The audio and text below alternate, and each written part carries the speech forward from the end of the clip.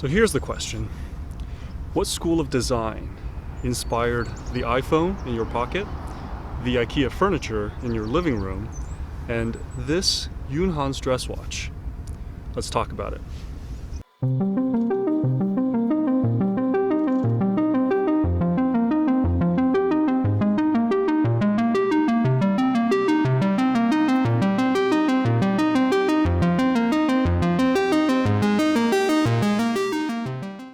Hey guys, I'm Max and welcome back to Retro Watch.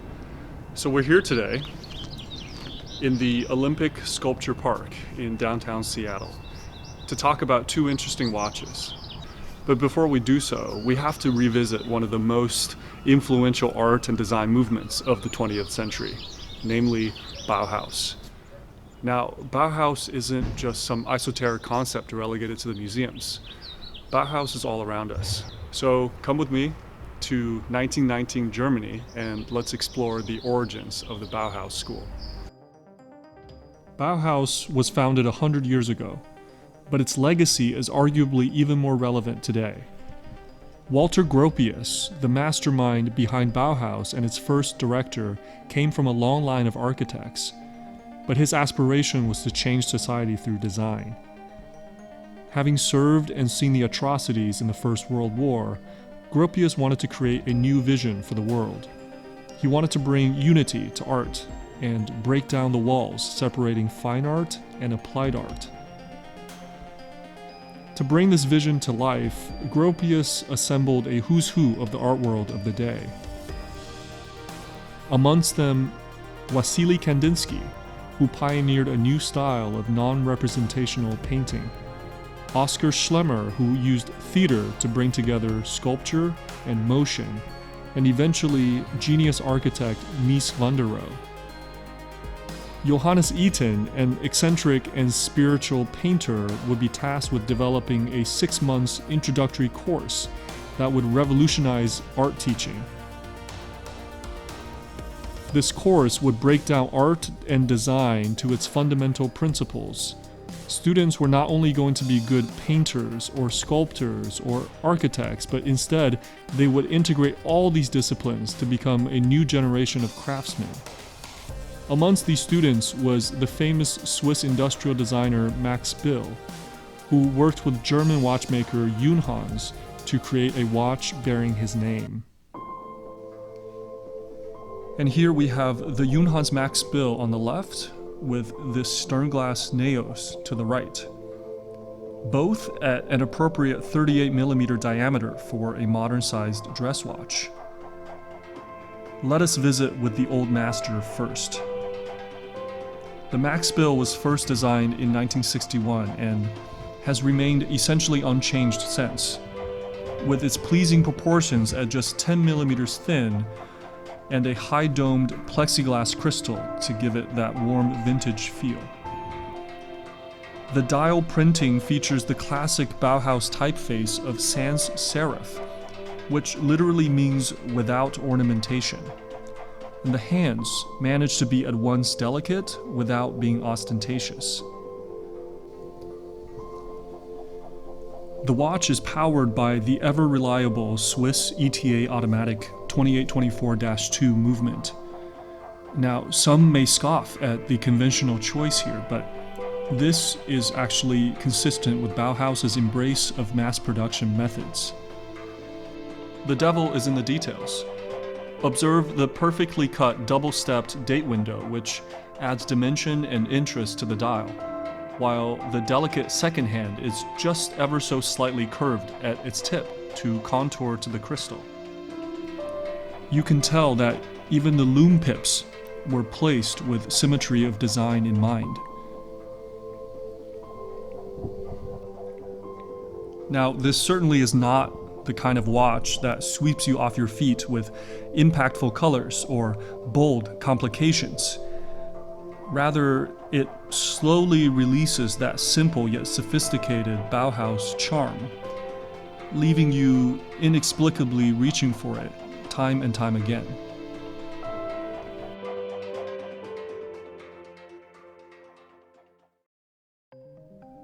In many ways, Bauhaus was a movement ahead of its time in its embrace of technology and industrial production methods. Bauhaus believed that mundane objects can be beautiful, and today you can see the legacy of Bauhaus in everything from the cars that we drive, to the electronic devices that we use, and of course to the watches that we wear. One ideal of Bauhaus was to harness industrial techniques to make good products accessible to the masses, and this may very well explain the success of IKEA, whose ethos is affordable furniture with an eye for design, its pieces often echoing the spirit of Bauhaus. But like all good things, the Bauhaus had to come to an end. This coincided with the rise of Nazi Germany. Due to political pressures, the Bauhaus school was disbanded a mere 14 years after its founding. To escape political persecution, Bauhaus students scattered about every continent, bringing with them their innovative ideas for designing a better world. Hannes Meyer went to teach in the Soviet Union, while Walter Gropius was hired as the head of architecture at Harvard. Mies van der Rohe landed in Chicago and ended up designing high-rises to house people. Though the physical school of Bauhaus was no more, in some twisted way we have the Nazis to thank for disseminating Bauhaus ideas around the globe. The Sternglas Naos is obviously the new kid on the block here. The Hamburg-based company was founded in 2016 by Dustin Fontaine, who himself once worked on a factory floor assembling watches when he was younger. The bowl-shaped case, though thicker at 13 millimeters, does manage to have an architectural feel about it. Fit and finish is superb. You can tell that tight tolerances were used when putting this watch together. The stark, minimalist design is at full display on the dial, with alternating long and short hour and minute markers, and simple stick hands at varying thicknesses. Contrast is high, and readability is good. And carrying a modern sapphire crystal, there is no worrying about everyday scratches. Though sapphire does often leave one feeling a bit cold and clinical. There is no lume anywhere on this watch, which I guess you can't necessarily fault a dress watch for. The watch runs a Miyota automatic 8215 movement, which for a basic Japanese movement, Sternglas has done a good job decorating the rotor and showing it off with a display caseback. This is sure to please friends who are recently getting into mechanical watches. At half the price of the Junghans, those on a budget with a taste for Bauhaus would be remiss not to take a good look at the Naos. And so here we have two expressions of Bauhaus, one backed by legacy and provenance, the other bringing new materials and a cheaper price. There is no right answer here. And so 100 years after the founding of the Bauhaus School, we celebrate the principles of honesty in design, of form following function, and of making technology accessible. Bauhaus is utopian and it is aspirational, and it transcends any style or fad, but weaves together a common design language that binds us to our surroundings. Okay guys, well as you can see, the Sternglas has got some big shoes to fill, but I feel like it was mostly able to pull off that new interpretation of an old concept thing. Anyways, what do you think? Let me know in the comments below. On your way down there, I would really appreciate it if you would like and subscribe to the channel. So thanks for watching, and until next time, take care. Okay guys,